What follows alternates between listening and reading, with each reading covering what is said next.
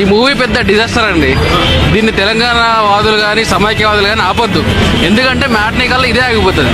చాలా మంది కూడా టాక్సిక్ సినిమాస్ వచ్చి రాజసాబ్ రివ్యూ చెప్తున్నారు భయ్య. అదే మేలు, రాజసాబ్ మేలు, ఇంకొకసారి చూడొచ్చు రాజసాబ్ సినిమా అని అంటున్నారు. What happen? రాజసాబ్ సినిమా అయిపోయింది ఆల్రెడీ. అది కొంచెం కలెక్షన్ కొట్టేసింది. ప్రభాస్ అన్న రేంజ్ ఓపెనింగ్ ఒక రేంజ్ లో ఉంటుంది ఆయనది.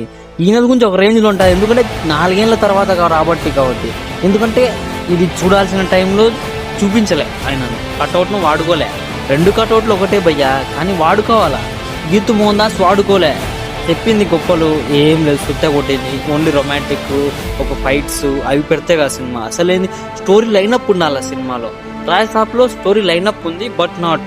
ప్రభాస్ అన్నను చూపించారు, బాగానే వాడుకున్నారు, ఓకే. అది ఒక కామెడీ సినిమా, ఓకే. కేజీఎఫ్ కు పడలే, మంచి కట్అవుట్, మంచి సినిమా పడలే, ఇంకా పడాల. కేజీఎఫ్ లాంటి సినిమా పడాలా భయ్య, అప్పుడే ఒక రేంజ్ లో ఉంటుంది. 4 ఏళ్ళ తర్వాత సాటిస్ఫాక్షన్ అనేది కాలే యశ్ గారు అయితే, ఇది మటుకు కన్ఫర్మ్.